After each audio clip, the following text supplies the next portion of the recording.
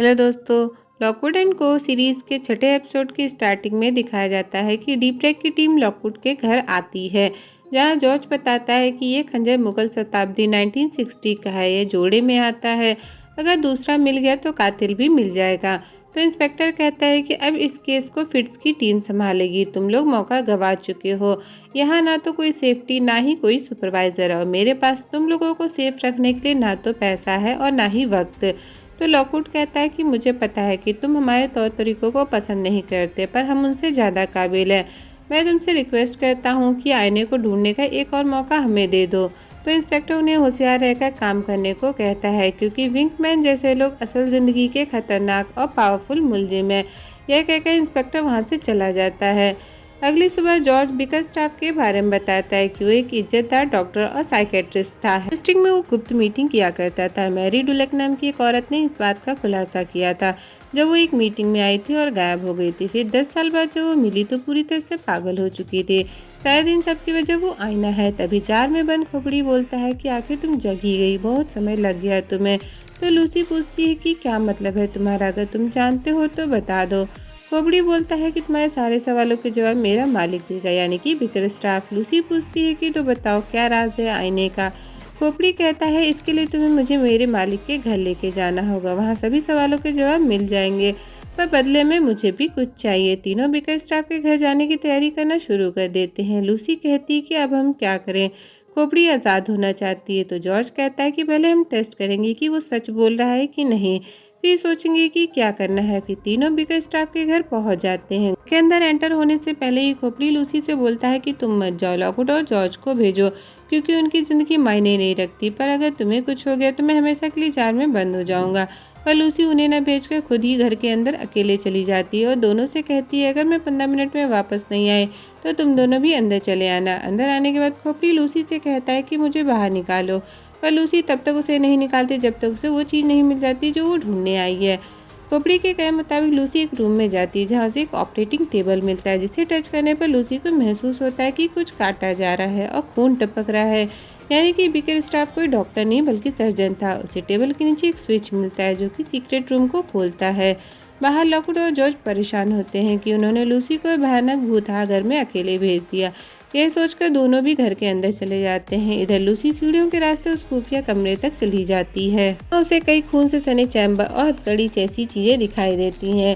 धीरे धीरे भूतों का आना शुरू हो जाता है। खोपड़ी कहता है कि उसे किताब ढूंढनी है। लूसी फौरन वहां पर रखी एक मेज के ड्रॉर में किताब ढूंढने लगती है, जो कि उसे मिल जाती है, पर तब तक वहाँ कई भूत आ जाते हैं और दरवाजा बंद कर देते हैं। लूसी ये देख डर जाती है और समझ जाती कि ये भूत बिकरस्टाफ के पेशेंट थे, उसने इनको बेरहमी से मार डाला। लूसी डरते हुए लॉकवुड और जॉर्ज को आवाज़ देती है, पर आवाज़ बाहर नहीं जाती। खोपड़ी कहता है कि वह तुम्हारी मदद नहीं कर सकते, मैं कर सकता हूँ, इसलिए मुझे बाहर निकालो। बाहर लॉकवुड और जॉर्ज को उस खुफिया कमरे को खोलने का रास्ता मिल जाता है। इससे पहले कि भूत लूसी पर अटैक करते, दोनों रास्ता खोलकर लूसी को ऊपर घसीट लेते हैं और उसमें बॉम्ब फेंक कर बाहर आ जाते हैं। फिर तीनों अपने घर वापस आ जाते हैं। लूसी खोपड़ी लेकर अपने रूम चली जाती है, तो वही लॉकवुड के पैरों के निशान दिखाई देते हैं, जिसको फॉलो करते हुए जाता है तो उसे फ्लो मिलती है, जो बताती है कि आज रात विंगमैन नदी किनारे गोदाम में आईने को बेचने वाला है। यह कहकर वहाँ से चली जाती है। फिर जॉर्ज लॉकवुड और लूसी को बताता है कि वो तस्वीर है जिसमें रूह को अपने सोर से बांधे जाते दिखाया गया है। बिकरस्टाफ ने जरूर ये तस्वीरें देखी होंगी और इन्हें परखने का फैसला किया होगा, इसलिए उसने अपने बेसमेंट में खून की होली खेली। उसने अपने ही जिंदा पेशेंट के हिस्सों को काटा और इतना दर्द दिया जिससे उनका भूत उनकी हड्डियों से बंधे रहते थे। जॉर्ज एक पेंटिंग दिखाता है जिसमें 7 कलाकृतियां बनी होती, जैसा कि कार्वर ने कहा था। इस भाषा को समझने के लिए जॉर्ज कहता है कि हमें मिसेस जॉपलिन की मदद लेनी चाहिए। एक और बात बताता है कि मैरी डुलक ने इस पर एक किताब लिखी थी जो कि कभी पब्लिश नहीं। उसकी एक कॉपी फिट्स के ब्लैक लाइब्रेरी में है, अगर वो मिल जाए तो काफ़ी मदद हो जाएगी। लॉकवुड कहता है कि वहाँ जाना अभी इम्पॉसिबल है, तो लूसी उसे एक इनविटेशन कार्ड दिखाती है जो कि फिट्स की तरफ से पार्टी में शामिल होने के लिए बुलावा होता है। ये देख लॉकवुड खुश हो जाता है और लूसी को फॉर्मल ड्रेस खरीदने भेज देता है। बाहर लूसी को गिफ्ट मिलता है जो उससे कहता है कि तुम्हारे आने से पहले लॉकवुड एंड को एजेंसी कुछ भी नहीं थी, कोई इन पर ध्यान नहीं देता था, तुम अपना समय बर्बाद कर रही हो। और फिट्स की एजेंसी ज्वाइन करने को कहता है, पर लूसी उसे मना कर देती है। दोनों को बातें करते हुए लॉकवुड देख लेता है और जेलस फील करता है। इधर मिसेस जॉपलिन भी घर आ जाती है। लूसी बहुत अच्छे से तैयार होकर अपनी फ्रेंड नोरी को याद करती है और लॉकवुड से कहती है कि लंदन आना और पार्टीज करना ये सब उसका सपना था। ऐसा लगता है मानो मैंने उसका सपना चुरा लिया हो।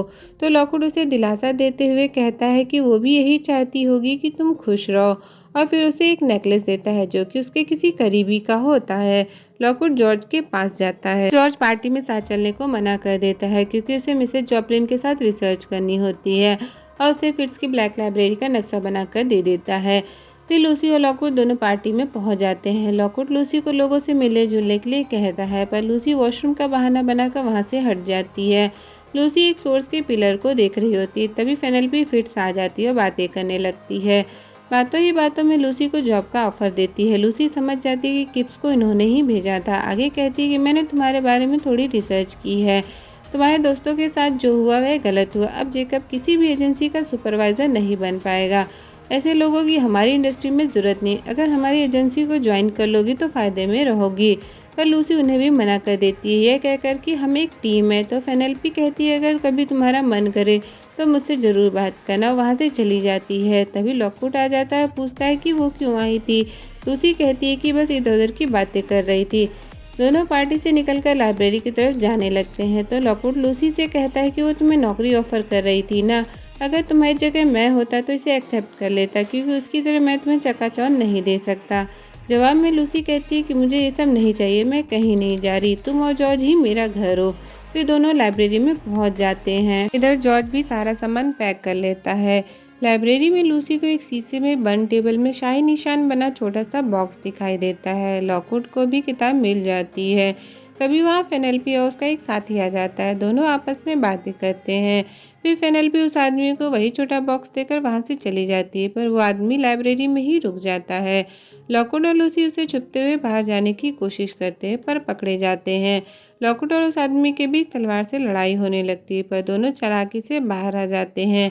बाहर पार्टी में गार्ड्स उन्हें हर तरफ ढूंढने लगते हैं। खुद को बचाने के लिए लॉकवुड पार्टी में नमक की बारिश कर देता है। इस तरह दोनों बचते हुए पार्टी से बाहर आ जाते हैं और यहाँ पर इस सीरीज का छठा एपिसोड खत्म होता है। अगर आपको मेरे वीडियोस के एक्सप्लेनेशन पसंद आए हो तो चैनल को लाइक शेयर सब्सक्राइब करना ना भूलें।